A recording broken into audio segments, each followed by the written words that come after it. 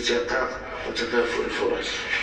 شعبي العزيز، لقد ساهمت تداعيات الأزمة التي يعيشها العالم وتوالي سنوات الجفاف على المستوى الوطني في ارتفاع تكاليف المعيشة وتباطؤ وتيرة النمو الاقتصادي. لذا وجهنا الحكومة لاتخاذ التدابير اللازمة قصد تخفيف آثارها السلبية على الفئات الاجتماعية والقطاعات الأكثر تضررا، وضمان تزويد الأسواق بالمنتوجات الضرورية. واليوم مع ظهور بعض بوادر التراجع التدريجي لضغوط التضخم على المستوى العالمي، فإننا في أمس الحاجة إلى إشاعة الثقة واستثمار الفرص الجديدة لتعزيز صمود وانتعاش الاقتصاد الوطني.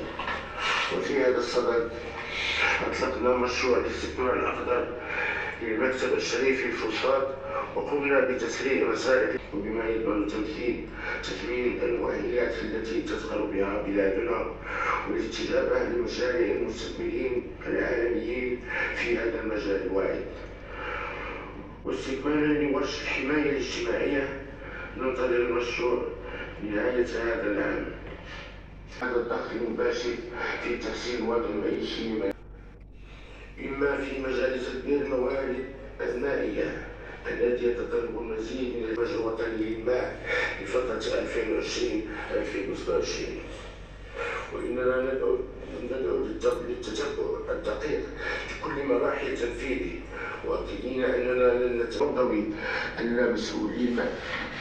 شعبي العزيز، في ظل ما يعرفه العالم من اهتزاز في منظومة القيم والمرجعيات وتداخل العديد من الأزمات، فإننا في أشد حاجة إلى التشبث بالجدية بمعناها المغرب الأصيل، الله الوطن المليء.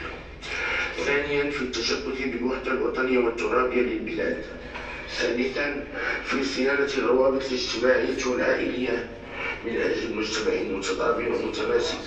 رابعا، في مواصلة مسارنا التنموي من أجل تحقيق التقدم الاقتصادي وتعزيز العدالة الاجتماعية والمجالية. خلال هذه الأشهر الأخيرة يتساءل العديد من الناس عن العلاقات بين المغرب والجزائر، وهي علاقات مستقرة تتطلع لأن تكون أفضل. وفي هذا الصدد نؤكد مرة أخرى لإخواننا الجزائريين قيادة وشعبا أن المغرب لن يكون أبدا مصدر أي شر أو سوء، وكذا الأهمية البالغة التي نوليها لروابط المحبة والصداقة والتبادل والتواصل بين شعبينا. ونسأل الله تعالى أن تعود الأمور إلى طبيعتها ويتم فتح الحدود بين بلدينا وشعبينا الجارين الشقيقين. شعبي العزيز، نغتنم هذه المناسبة لنوجه تحية إجابة وتقدير لكل مكونات قواتنا المسلحة الملكية والأمن الوطني والدرك الملكي والقوات المساعدة والوقاية المدنية على تجندها الدائم تحت قيادتنا للدفاع عن وحدة الوطن وأمنه واستقراره. كما ندعو الله تعالى بالرحمة والمغفرة والرضوان لشهداء المغرب الأبرار.